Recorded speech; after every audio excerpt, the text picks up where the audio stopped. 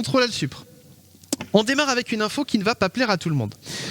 Alors vous savez, dans les concerts et autres spectacles, on vous demande souvent de ne pas filmer. Oui. Voilà, la raison à cela, en règle générale, c'est avant tout une question de droit d'auteur et aussi parfois pour pas gêner les autres spectateurs. Mais il y a une raison beaucoup moins connue à cela et qui pourrait bien vous causer du tort. Regardez cette courte vidéo.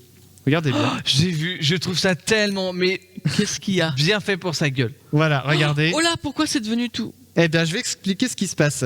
Ils ont mis des trucs? En fait, la personne, du coup, donc assistait à un concert, comme vous pouvez le voir, et l'objectif de son téléphone, en fait, c'est pris de plein fouet un laser, donc les trucs qui tournent là qu'on voyait, qui a endommagé en fait l'appareil photo de façon irréversible. Oh merde. Du coup, j'aimerais en profiter pour vous rappeler quelque chose d'essentiel. Chais. Oh, oula. Arrêtez de filmer les spectacles auxquels vous assistez, bordel de merde. Bon, je vais peut-être passer pour le boomer de service en disant ça, mais écoutez et réfléchissez à ça. Alors, je sais pas si vous vous rendez compte que quand vous faites ça, déjà, vous vous détachez complètement de l'ambiance environnante. Parce que vous faites, oui. Voilà, pour ne... Vous avez payé une place, une blinde, C'est ça. pour au final ne pas en profiter ou en profiter à travers un petit écran de C'est exactement ce que 5 j'allais dire. cm Voilà. sur 2. De voir le spectacle qu'au travers de quelques centimètres d'écran, parce que bon, ça serait dommage de mal cadrer une vidéo que vous ne regarderez tout au plus qu'une seule fois, parce que vous vous rendrez compte que l'image et le son sont pourris. Hein. Bref, vous vous gâchez doublement le spectacle, c'est bien dommage. À la rigueur, mettons, vous voulez vraiment garder un souvenir, faites une petite photo ou deux si vous voulez, mais lâchez-moi ce putain de téléphone et profitez pleinement. Alors, personnellement, ouais, j'aime bien cette image-là où on voit la petite mamie avec tout le monde qui est avec son téléphone autour, Ouais. la petite mamie qui est là, qui profite. Alors, personnellement, je trouve ça triste de comment dire. J'ai perdu ma ligne. Voilà. Je trouve ça triste d'être entouré de personnes qui vont toutes partager une story dégueulasse juste parce que les réseaux sociaux nous incitent tous à dire j'y étais en nous promettant la récompense d'un petit shot de dopamine parce que quelques-uns de nos contacts auront liké la dite story entre deux messages publicitaires bien placés. Voilà, pardon, ça fait du bien, hein, mais après un dimanche au Puy du Fou où il n'y a pas eu un seul spectacle, pas eu un seul sans que quelqu'un dans les rangs devant moi sorte son smartphone, enfin devant moi, devant nous, hein, et parfois même juste pour consulter les notifs. Oui, oui, j'en ai vu. Bordel, vous avez payé votre place, putain. Et vous ne pouvez même pas patienter jusqu'à la fin du spectacle et voir que finalement il y a zéro notif et que personne vous aime, franchement. Ou alors que la sous-notif, c'est LinkedIn. Ouais, mais enfin bon, bref, c'est voilà, ça m'a saoulé. Fallait que je le dise, fallait que ça sorte. Bref, ne nous trompons pas. Hein, moi aussi, j'ai terriblement envie de sortir mon smartphone, comme beaucoup de monde, voilà, pour garder des souvenirs, c'est normal, pendant les spectacles. Et puis, la tentation est grande. Mais alors, je vais vous relire ce qui était écrit. J'arrive C'est pas un à tout le lire petit. d'ici. C'est écrit. Bonsoir et bienvenue au concert de Porcupine Tree. À la demande du groupe, ce concert est un événement sans téléphone. Voilà, nous vous demandons donc de ne pas filmer, etc. Donc c'est-à-dire que machin. quelqu'un a sorti son téléphone pour prendre une photo de ça. Oui, en l'occurrence, c'est moi, pour prendre ce message en photo. Ah bah bravo. C'était avant le concert. Ah bah bravo. Non mais laissez-moi conclure. La tentation est grande, mais je m'efforce de me contenter de quelques photos tout au plus. Dans mon smartphone, j'ai littéralement 3 photos du concert. J'ai celle-ci et 2 autres, dont du coup celle-ci. Voilà que j'avais prise histoire de garder un petit souvenir, histoire de dire j'étais. Mais voilà, j'étais pas avec mon téléphone en train de filmer ou en train de prendre une photo toutes Puis les 5 on minutes. va pas se mentir, c'est pas la photo du siècle non plus. Mais bien sûr. Voilà. Ok, t'as pris une photo souvenir, mais elle est floue. Voilà. Elle est brûlée là, on voit même pas qui c'est. Ça pourrait être n'importe qui bien chante sûr. là, on sait pas qui c'est. Voilà, et si je zoomais, c'était encore plus flou. Donc voilà, ça sert à rien de prendre des Y a photos pas pendant d'intérêt. les spectacles, hein, on est bien d'accord. Donc voilà, ne prenez qu'une photo si vous voulez, mais vous apprécierez nettement plus le spectacle en le vivant à fond plutôt qu'en le filmant. Et aussi, C'est Sting qui chante.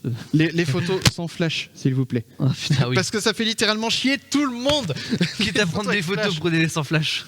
Comment ? Quitte à prendre des photos, prenez-les sans flash. Bah bien sûr, puis surtout que vous voyez, celle-ci, je l'avais prise sans flash, elle avait quand même le don d'être cramée, la photo. Donc, c'est Sting qui chante. Non, c'était pas Sting, du coup, c'était Porcupine Tree. Bah mais on sait pas du coup. Sans Oui, photo, voilà. on va pas. Ça se trouve, ou alors Oui, Dorothée. comme nous dit dit Géraldine, Milo. ça sent que c'était Dorothée. C'était la patte patrouille. Et exactement, c'était un concert de la Patte Patrouille. Tu m'as démasqué. On a Mathieu. reconnu la couleur. Allez, le design du. Pardon. Je vais quand même rajouter un truc sur cette vidéo parce que je l'ai vu passer sur Twitter cette semaine. Oui. Donc ok, faut pas filmer les Celle-ci. concerts, voilà. Non, non, pas pas celle-ci, celle-ci. la photo d'origine. Enfin, Pardon. la vidéo. Oui. La vidéo où la caméra, celle-ci. Ça. Alors, ok, la mec n'avait pas à filmer. Par contre, la personne qui a réglé les lasers, clairement, les lasers sont à hauteur des yeux. Oui, ça devrait pas. Donc, On est ok, d'accord, le ça mec, devrait il a pas. niqué son téléphone, mais ça Il se aurait faisait- pu niquer les rétines aussi, quoi. C'est Voilà. ça, la régie, ils ont totalement foiré sur le placement des sur lasers. le placement des lasers. Voilà. C'est vrai. Mais c'est pas une raison pour filmer les concerts. hein. Non, on est bien d'accord. Même hein. si les lasers sont bien placés, ne filmez pas les concerts. Parce qu'au pire, 1, ça cramera l'objectif du téléphone, 2, ça cramera la rétine. Donc, donc voilà. Non, c'est- filmez rien du tout, profitez. Exactement. Bon, puisqu'on parle de smartphone, un petit tour du côté de chez Nokia. Oula, Oh là, ils existent encore, eux. Et oui, la ils ont fait le célèbre marque 3311. espère se repositionner sur le marché en présentant le modèle XR21 qui se veut être l'héritier de l'inénarrable Nokia 3310, notamment grâce à sa robustesse digne d'un tank. Alors oubliez les téléphones fragiles, celui-ci est certifié niveau militaire. Le design du XR21 n'a pas grand-chose à voir avec son ancêtre, hein, mais la solidité est au rendez-vous. Il est certifié IP69K, donc une norme d'étanchéité qui vous permet de dire adieu aux soucis de poussière et aux jets d'eau à haute pression, même carrément. Mais encore, ce smartphone a subi des tests supplémentaires, généralement réservés aux véhicules et aux machines agricoles. Rien que ça. Et donc, il est maintenant aussi certifié 1000 STD 810H. Bon, c'est le standard militaire américain. Son châssis est en aluminium recyclé et son dos en polycarbonate. L'écran est protégé par du verre Gorilla Glass Victus résistant au choc. Cette vidéo n'est pas sponsorisée. Trop d'infos. Le smartphone s'adresse surtout donc aux personnes qui recherchent de la solidité, puisque côté technique, Nokia ne cherche pas à rivaliser avec les autres marques, mais les spécifications sont quand même très correctes. Les appareils photo situés à l'arrière sont équipés d'un capteur principal de 64 mégapixels et d'un ultra grand angle de 8 mégapixels.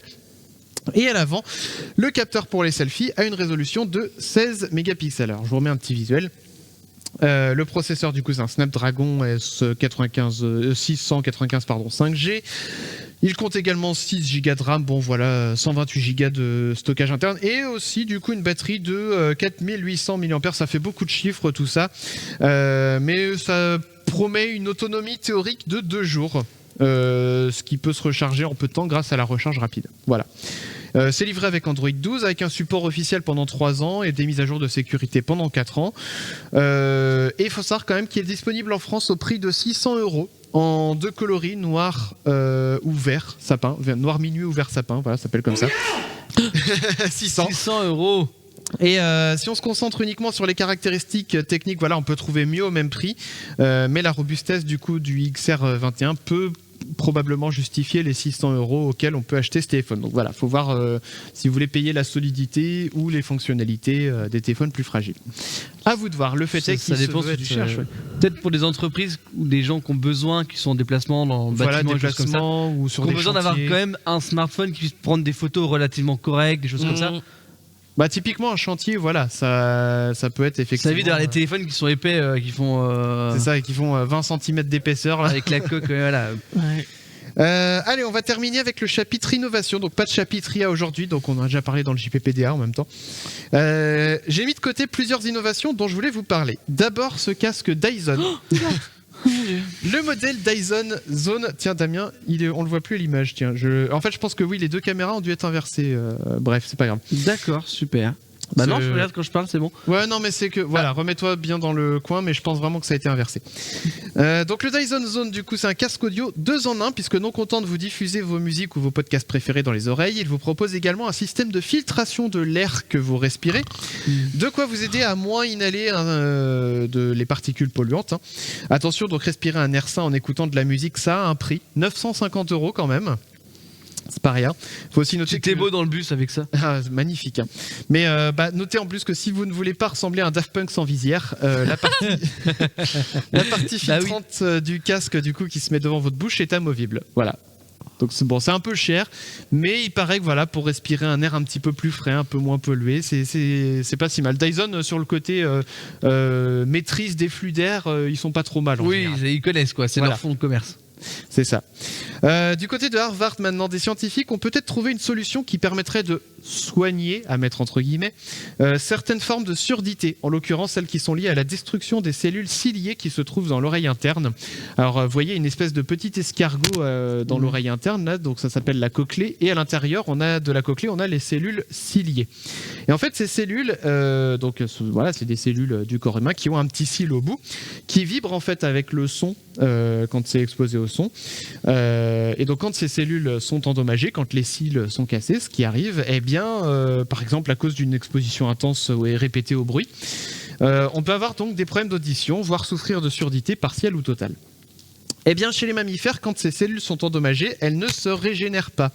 C'est ce processus de régénération qui a été réenclenché, là aussi à mettre entre guillemets, en quelque sorte, chez des souris par les scientifiques qui ont fait cette découverte grâce à un cocktail de molécules et en réactivant du coup des gènes bien précis.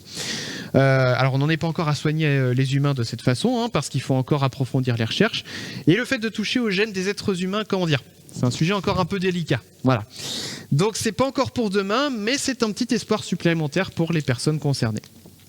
Et du coup, donc, dans l'innovation, on a aussi la NASA qui a fait parler d'elle, puisque les scientifiques du centre spatial Johnson en Floride ont réussi à produire de l'oxygène en brûlant de la poussière lunaire. Oui, ils ont reconstitué le fameux régolithe, le nom de la roche lunaire. Ils l'ont placé en fait dans un dispositif qu'on appelle un CARD, ou réacteur carbothermique. Ça fait très Star Wars comme nom, je trouve. Et on chauffe en fait cette poussière avec un très gros laser. Peut-être le même mais pas dans les yeux. Voilà, pas dans les yeux, attention. Celui-là, il te traverse le crâne, je pense. C'est possible. Et du coup, donc, ça produit du monoxyde de carbone, donc un gaz connu pour être très toxique. Mais ensuite, il est possible de décomposer ce gaz en dioxygène et de le faire en grande quantité. Faut quand même rappeler que le manque d'oxygène est essentiel à la vie. Sinon, sans oxygène, qu'est-ce qui se passe ? On meurt. C'est un vrai frein, du coup, à l'exploration spatiale. Donc, en réussissant, en fait, à rendre ce dispositif accessible, on pourrait donc imaginer alimenter en oxygène les astronautes, que ce soit sur des bases spatiales, lunaires ou martiennes ou ailleurs, que sais-je. C'est pas la seule solution d'ailleurs qui est à la portée des explorateurs de l'espace, cela dit, puisque sur Mars par exemple, eh bien, on envisage de transformer l'atmosphère martienne en oxygène. Donc voilà, ça fait des petites avancées intéressantes que je voulais souligner dans ce contrôle là-dessus.